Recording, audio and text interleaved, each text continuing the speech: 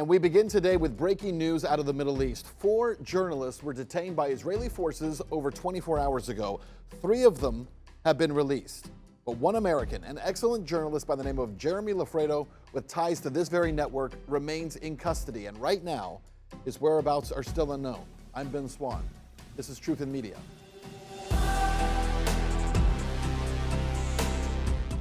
I'm Jeremy Lafredo for the Gray Zone in Israel, where last night Iran fired over 200 ballistic missiles in retaliation for the assassinations of Lebanese and Iranian political and military leadership.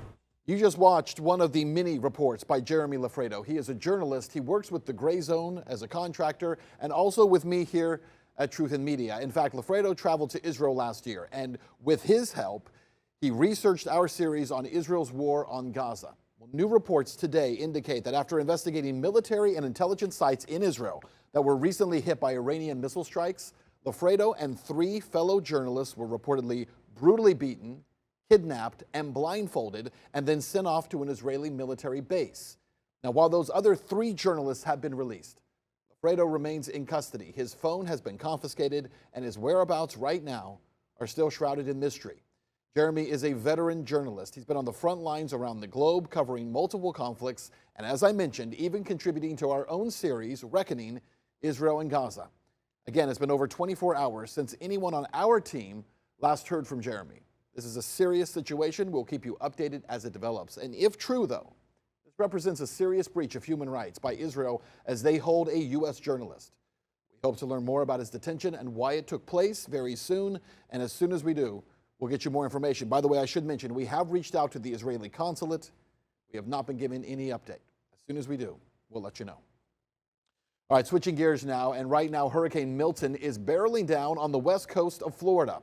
Around 6 million people have been ordered to evacuate as that Category 4 storm prepares to make landfall in just a few hours. Officials are warning anyone who has not left yet may be putting their own lives at risk.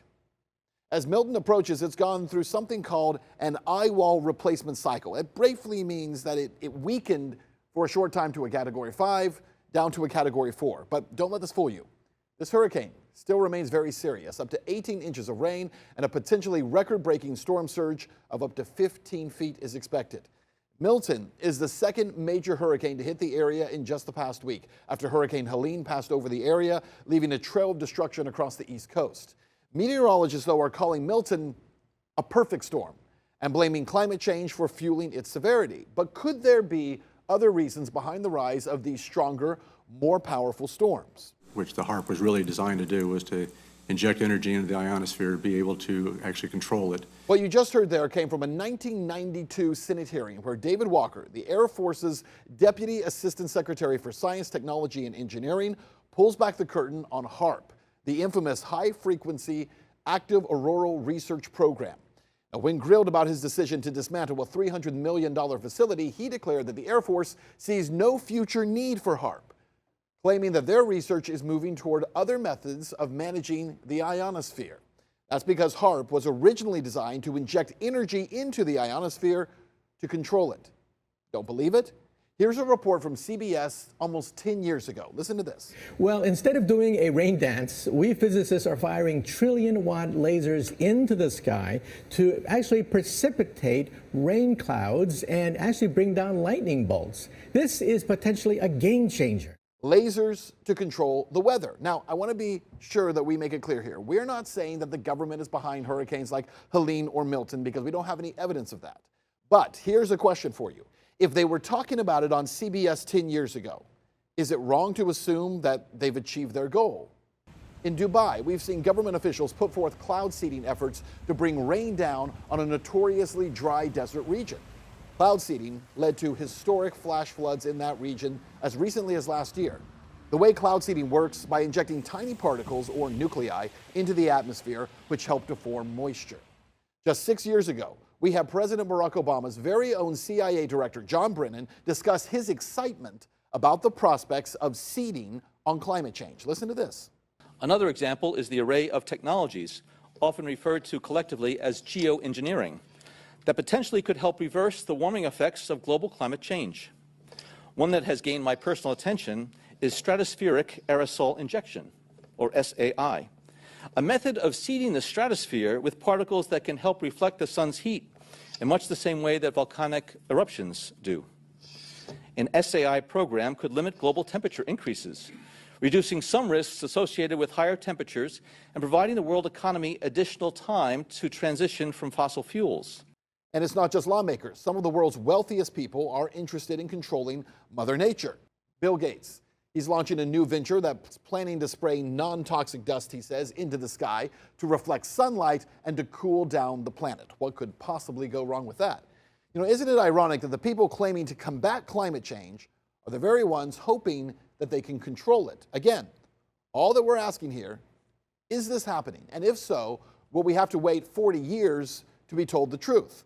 You know, if mainstream media was so willing to talk about these issues just a few years ago, why are they so silent now? And more than that, why do they say that anyone in 2024 who talks about weather manipulation is a crazy conspiracy theorist, but they reported on it openly just 10 years ago?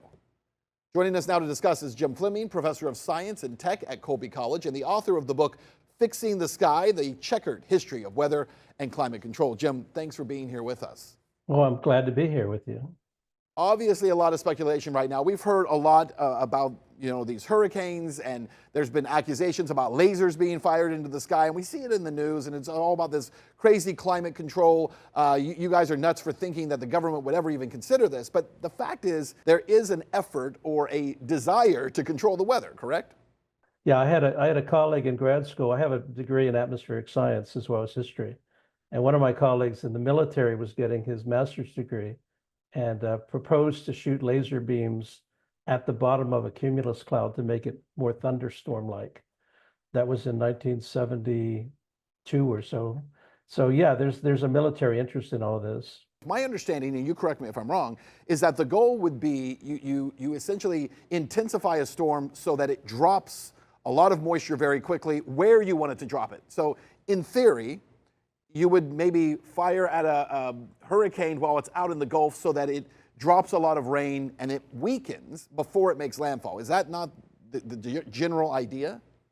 Well, that's one of the ideas. There's some notorious military ideas to strengthen the storm, especially if it could be directed against an enemy flotilla.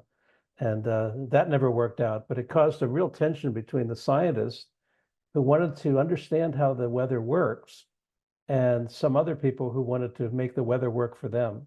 I think at the end of the day, anyone who's really interested in these experiments, again, from a military standpoint at least, right, they would only want the weather to work for them. That's kind of the point of this.